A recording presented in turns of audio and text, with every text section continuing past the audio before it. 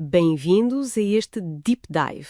Hoje vamos mergulhar na teologia densa e diria mesmo apaixonada de Gálatas, capítulo 3. Exato. A nossa fonte é uma análise, exegética e teológica, focada aqui na relação entre a fé, a lei e a identidade do povo de Deus. E a nossa missão hoje qual é? Bem, a missão é tentar desvendar o argumento central do apóstolo.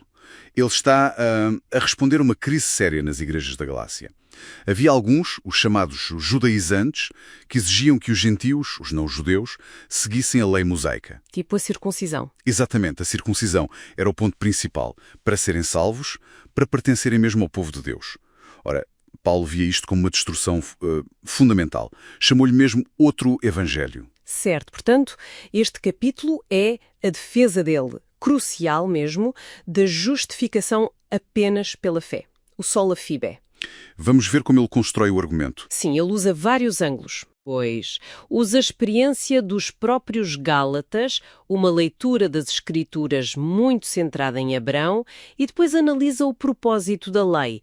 Tudo isto para defender o coração do seu evangelho. Preparados? Vamos lá então. Paulo começa logo de forma muito direta, quase a chocar. Ó Gálatas insensatos, quem vos enfeitiçou?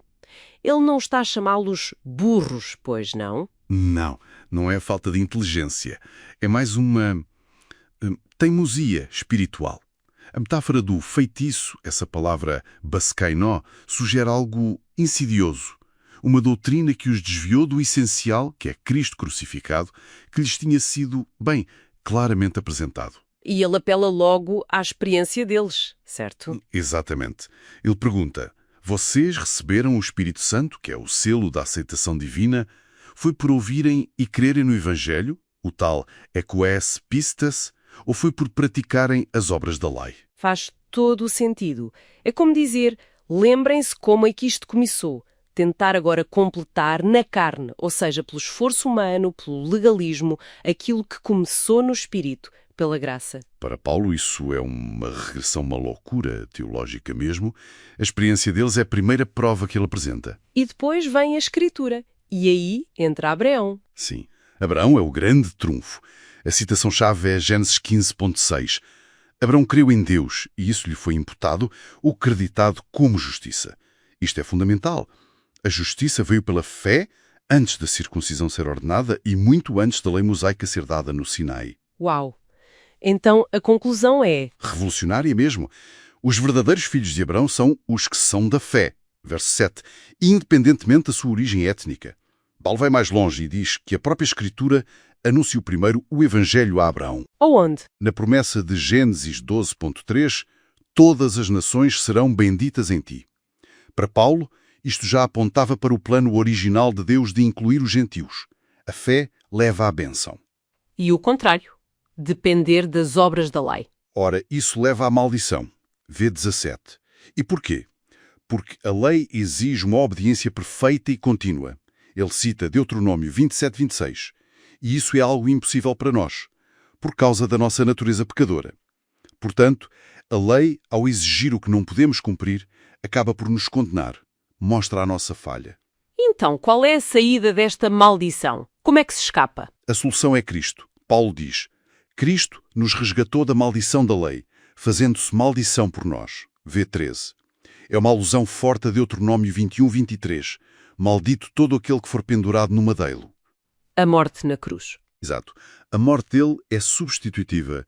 Ele toma a nossa maldição sobre si, quebra essa barreira e assim permite que a bênção de Abraão e o Espírito Santo chegue finalmente aos gentios. Vê 14. Paulo depois reforça a ideia da promessa com uma analogia, não é?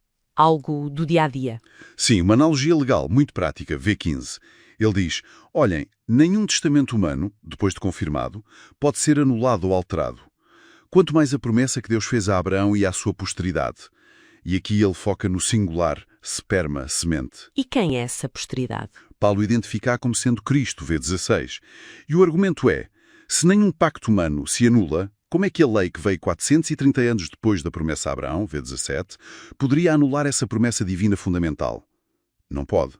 Portanto, a herança vem pela promessa. Exatamente. Vem como um dom gratuito, não pela lei.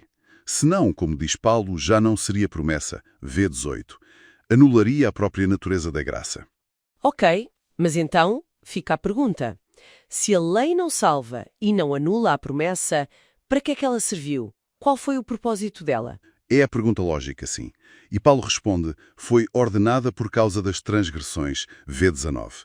Quer dizer, ela serviu para quê? Para revelar o pecado, talvez até para o restringir um pouco, mas principalmente para mostrar a nossa necessidade de salvação. E era algo temporário. Sim, era temporária, até que viesse a posteridade, Cristo, e foi mediada através de anjos e de Moisés. Isto para Paulo sugere um estatuto inferior à promessa, que foi feita diretamente por Deus a Abraão. A lei, diz ele no versículo 22, encerrou todas as coisas sob o controle do pecado, como se fosse uma prisão. Uma prisão. Sim, para que a promessa pela fé em Jesus Cristo fosse a única saída, a única esperança. É aqui que entra a famosa imagem do peidagogos, o tutor. Exatamente, verso 23 e 25. Mas atenção, não é um professor como entendemos hoje. O peidagogos era um escravo, muitas vezes severo, que tinha a responsabilidade de guardar, supervisionar e disciplinar um rapaz menor de idade até ele atingir a maioridade. Então, a lei funcionou assim. Sim, funcionou como esse tutor. Manteve o povo de Deus sob custódia, sob disciplina, numa espécie de menoridade espiritual até à vinda de Cristo. Com a chegada da fé personificada em Cristo, essa tutela, essa supervisão do peidagogos terminou. Verso 25. Portanto, insistir agora na lei seria como... Seria como querer voltar à infância, à menoridade, depois de se ter atingido a idade adulta. E qual é o resultado glorioso desta libertação, desta maioridade? É fantástico. Todos são os filhos de Deus pela fé em Cristo Jesus. 26. Repara na palavra, filhos, uios, filhos adultos, com plenos direitos. O batismo é o selo disto. Vos revestistes de Cristo, verso 27. É uma união profunda, uma nova identidade nele. E chegamos ao clímax, talvez o versículo mais citado, o 28. Absolutamente revolucionário. Sem dúvida alguma, é a magna carta da liberdade cristã. Não há judeu, nem grego, não há escravo, nem livre, não há homem, nem mulher, porque todos vós sois um em Cristo Jesus. Pensa nisto, as divisões mais fundamentais da sociedade da altura, étnico-religiosa, social e económica, até de género, são declaradas abolidas dentro desta nova comunidade em Cristo. É a unidade em Cristo. É a justificação pela fé que cria esta nova humanidade radicalmente unificada. E Paulo conclui, verso 29, se alguém é de Cristo, então é descendência de Abraão e, por isso, herdeiro segundo a promessa. Tudo volta à promessa. Claro que um capítulo tão rico como este deu origem a diferentes leituras ao longo da história. Sim. Por exemplo, a Reforma Protestante, com Lutero, focou muito na questão da salvação individual pela fé, o sola fide, e no contraste forte entre lei e evangelho. E mais recentemente? Mais recentemente, a chamada nova perspectiva sobre Paulo, com autores como N.T. Wright, tendo a focar mais na questão eclesiológica, ou seja, quem é que pertence ao povo de Deus nesta nova era inaugurada por Cristo.